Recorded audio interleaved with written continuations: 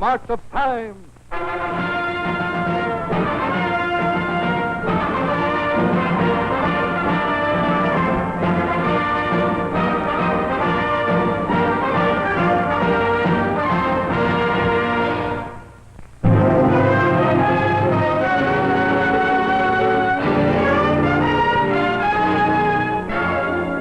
In no country in the world does the average citizen have a greater money investment in his home than in the United States of America. In the number and variety of devices which make for pleasant and comfortable living, the American home surpasses all others. Every year, resourceful industrialists and gadgeteers bestow upon the housewife more appliances calculated to make her work easy and provide leisure for her and her family. But in spending this leisure, many American families like nothing better than to get away as promptly as possible from home and all its comforts. Number one means of escape from the hearthside is the automobile.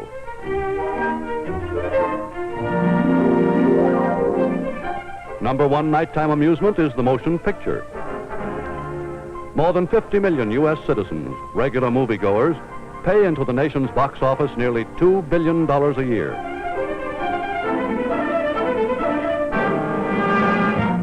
Sports are another favorite attraction. Gregarious and uproarious and agreeably sedentary for spectators, they are a welcome refuge to the millions of Americans who would rather be out with crowds of their fellows than cooped up at home.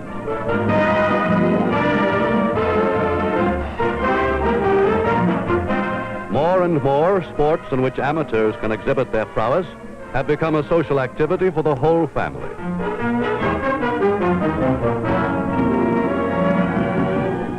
And when the last game is over, the last movie out, the American citizen has a final alternative to home in another currently flourishing institution, the nightclub.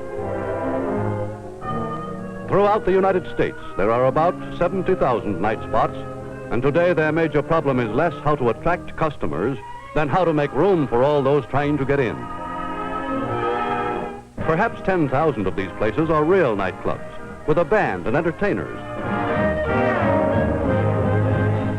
Attendance at nightclubs across the land tallied up to some 200 million admissions last year, a take of well over $600 million. Over 100 million more went to the government in taxes. Capital of the nation's nightlife is its biggest and richest city, New York, whose 1,000-odd nightclubs range all the way from side street bistros to elegant establishments whose names and nightly doings are familiar to gossip column addicts from coast to coast. Today, New York's nightclubs are enjoying an extravagant boom. Night after night, such opulent pleasure domes as the Monte Carlo are packed to the doors with well-heeled customers, whose spending is on a scale unequaled even in the fabulous days of the roaring 20s.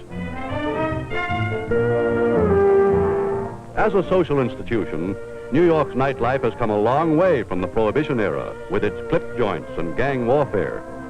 But though it is today a substantial and decorous branch of show business, it still remains a highly speculative industry. Because only one new club in 10 that opens its doors is apt to last out the first season, it is an investment strictly for those who are willing to gamble on a long chance. The bulk of the initial investment goes into decorations, the gaudier the better, to put the customers in the right frame of mind for spending. Kitchen equipment accounts for another big slice of the investment. There has to be a floor show to get the customers in, and it has to be costumed and rehearsed, all of which takes money. Today, every club has to conform to rigid fire laws, to strict licensing and police regulation, including the fingerprinting of all employees, a lingering reminder of the reputation the industry acquired in its gangster-ridden Prohibition days. Listen, we got every license in the world but the cabaret license, and you'll have to give us a temporary one so we can open up. Now here, boys, we got the health license, we got the building license, and we got the liquor license, and we got rid of the coat room. So all we have to do is get the cabaret license, and we're all set. To keep a first-class place going takes a big staff, sometimes as many as one employee for every 2 guests. The first one the public meets is the doorman, stationed there to let in the right people and brush off any not up to the tone of the establishment. Well, we're just going to sit at the bar. Oh, there's no room at the bar either. Ah, nuts to you. Come on. In most clubs, the checkroom girls are hired at a fixed salary by an outside concessionaire. He picks them for the kind of personality that will attract tips, and everything they collect goes into their employer's box, which is securely locked. For the checkroom and other concessions, including the washrooms, a concessionaire may pay $50,000 or more. Some nightclubs are largely financed in this way. Washroom attendants have many devices for extracting sizable tips. The range of personal services they offer is largest in the powder room, which serves not only as a restroom, but as a repair station, a social center, and incidentally as a strategic relay point for gossip. The fuss she made coming in, just to show off her new mink. What do you think? Strictly dyed muskrat from where I sat. But I saw the Bergdorf label. Look, dear, anyone can sew in a Bergdorf label. Social arbiter of the nightclub is the head waiter, who separates the sheep from the goats. To celebrities and known socialites, he assigns the best tables. Good-looking, well-turned-out customers get next consideration. But folding money is the surest leveler of barriers. With run-of-the-mill, non-tipping customers, the head waiter who is out to make money has ways of dealing, beginning with cold disapproval and working up to polite extortion. For every nightclub has its Siberia, the outer fringe of tables jammed into odd corners, remote from the floor show, where traffic is heaviest, noise is the loudest, and the barflies apt to be most obnoxious. At these tables, thrifty customers, or those unaware of the time-honored ways of New York nightlife, quickly learn the importance of taking care of the head waiter. See if you can find us a decent table somewhere. Thank you, sir. I shall do my best. By such pressure, a really hard-boiled head waiter can squeeze out up to $1,000 a week in tips when business is booming. The ordinary waiter cannot hope to rival these earnings, but his tips average 20%, and since prices are not low, he can count on anywhere from $100 to $150 a week. The waiter who knows how to put on a good show can increase his tips and at the same time help the club by distracting attention from the quality of the food. For in many nightclubs, food is apt to be indifferent at best. But there are some New York night spots which take great pride in their cuisine. Among them is the 21 Club, nationally famous since its speakeasy days when it was known as Jack and Charlie's. A restaurant rather than a nightclub, 21 is best known as an after-dark resort for Manhattan and Hollywood notables. Almost as well known today as their more distinguished customers are 21's hosts, the ubiquitous Burns and Crindler brothers. Any night in the week, they are more than likely to be entertaining a dozen or so front-page personalities in their dining room. People like Elliot Roosevelt and his wife, the former Faye Emerson of the movies, and Hollywood's spectacular Orson Welles. 21 has no floor show and no orchestra to attract its clientele as nightclubs do. Heart of 21 is its kitchen, through which nightlife tourists are occasionally conducted with pride by host Mac Crindler. A restaurant and nightclub kitchens are very much the same in organization, no matter what difference in the quality of the food they put out. As far as equipment goes, our kitchen is one of the best in town. But what really makes it is the staff, headed up by the maître de cuisine. He is responsible for the planning and for the quality of the food prepared by the men under him. In our place, there are about 20 of them, chefs, cooks, and assistants, some for roasts, others for salads, and so on. Chefs work under terrific pressure, but we know it's good for our cooks to be kept on their toes by the gourmets of our clientele, even though, as artists, they may occasionally react with a little temperament. Sauce Bernadotte on the fish. Bernadotte? All right. It's for Mr. Curtis. He says don't get the sauce too brown and plenty of hazelnuts. Maybe he'd like to come in here and make it himself, huh?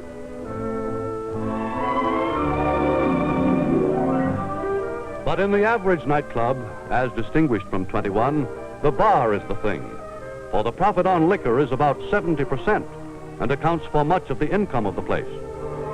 A skillful bartender protects his boss's profits by mixing his drinks without waste. Chiseling by the use of inferior or cut liquor, however, may cost a bar its license. Most nightclub patrons stick to the standard hard drinks. But in places such as El Morocco, which cater to the more urbane international clientele, there is a steady demand for fine wines and liqueurs. El Morocco's proprietor, John Perona, takes great pride in his collection of vintage wines. Well, in a dinner and supper club like this, a large part of our investment is tied up in wines and liquor.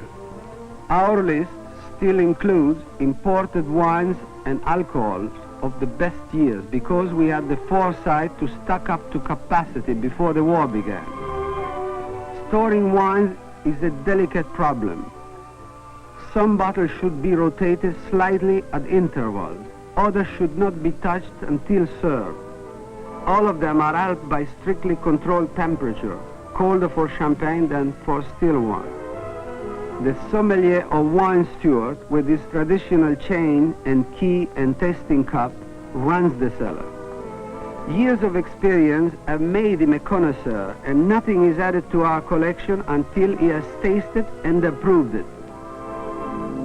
But more than food or drink, the show is what makes or breaks a nightclub. In the most famed of all the clubs, the Stork, the customers themselves are the entertainment. The Stork is jammed nightly with people to whom a glimpse of Jinx Falkenberg and Cliff Edwards means more than any floor show. Nightlife at the Stork Club gets reported in detail by many nationally syndicated columnists like Leonard Lyons. Long-established places with big reputations, such as this, don't need a floor show. People come to see and be seen. To Sherman Billingsley, the proprietor, a house full of celebrities like Morse Hart and Otto Preminger, Paul Douglas, Earl Wilson, Bert Flower, and Charlie Butterworth is worth more than any performers he could hire. At the Stork Club, the Cub Room is set aside for celebrities and favorite clients. But most clubs on my nightly beat depend on their show to bring in the customers. And there are as many kinds as there are tastes. Big, popular price places like the 400 draw the young crowd. They want bandsmen like Jimmy Dorsey and room to dance.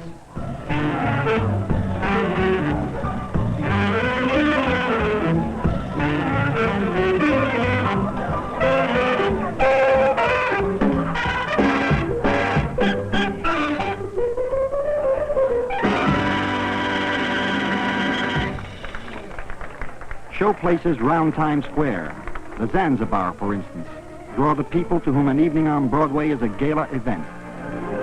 For about what they paid for their pair of theater tickets, these big places give them supper and a full review with drawing cards like the ink spots. Pray to get to heaven, 'cause I know that if I got to heaven,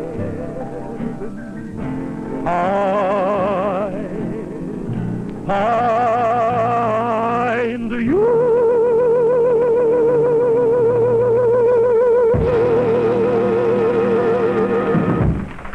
The East Side spots, the Embassy and places like that, are smaller and more expensive. They draw a sophisticated audience which goes heavily for dancers like Greb and Lober.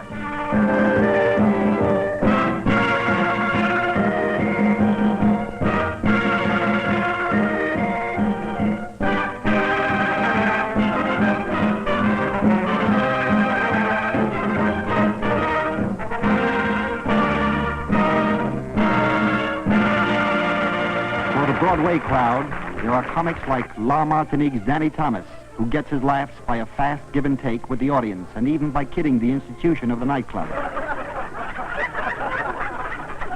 Multi-millionaires always occupy space on the dance floor. Got nothing but money, these people. Loaded. Then come the semi-millionaires. Those of you who for a while thought you had a ringside table. You're laughing. Come somebody richer than you, you're the second row. Quick, like that. table drops from the ceiling. Then come the middle class. And the peasants in the back. For slightly higher brows, there are retreats like the two cafe societies, uptown and downtown. They present intimate artists like plaintive Susan Reed, who sings old ballads to the tinkle of a zither. On sweet Molly Malone, and she wheeled a wheelbarrow through the streets broad and narrow, crying, "Cocos and Mansas, alive, alive, oh."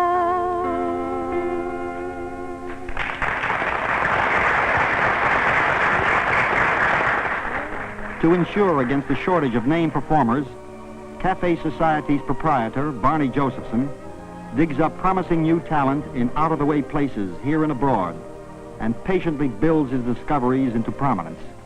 Now, in this country, we like our songs underplayed. You give them too much. In developing his newest find, a Paris nightclub star, Moon de Revel, Barney only had to teach her a few added graces and adapt her Parisian manner to the American taste.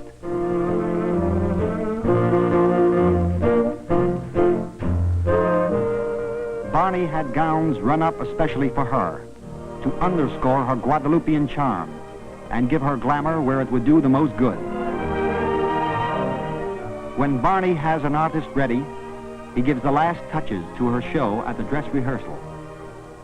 Now the impresario has done what he could for his protege. From here on out, it's up to the performer and the public. Your walk is just the way I want it. You're going to be a wow. What is it?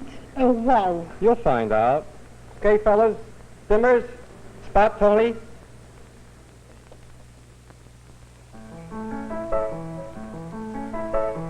Chocolat la domptée, c'est sa jeune fille aimée.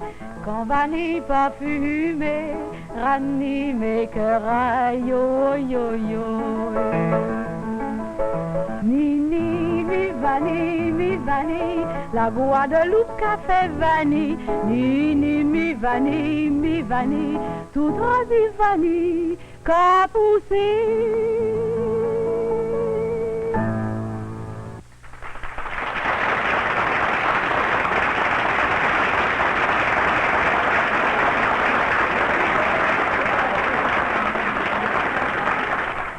In Greenwich Village and on 52nd Street, jazz bands like Eddie Condon's dish out for Hepcats the genuine tailgate and gut bucket.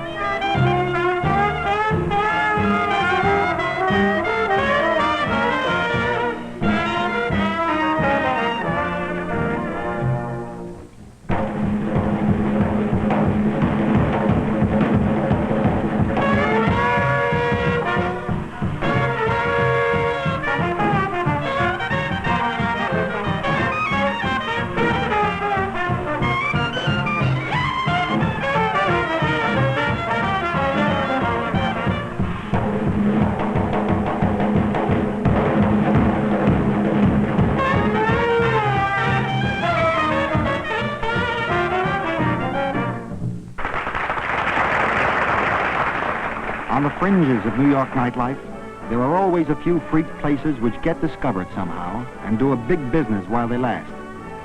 The current and apparently durable fad is a raucous resort on the old Bowery called Sammy's Bowery Follies.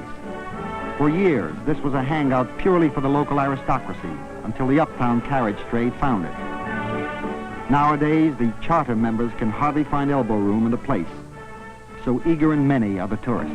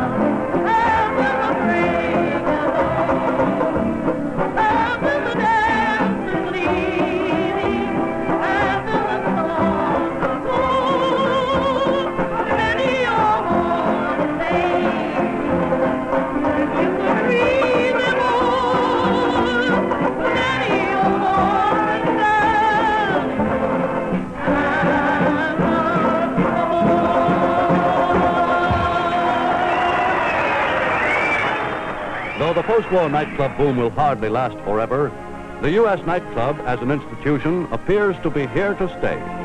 For on Broadway or on Main Street, it provides an outlet for the American's eternal restless need for an occasional escape from the blessings of home sweet home. Time marches on.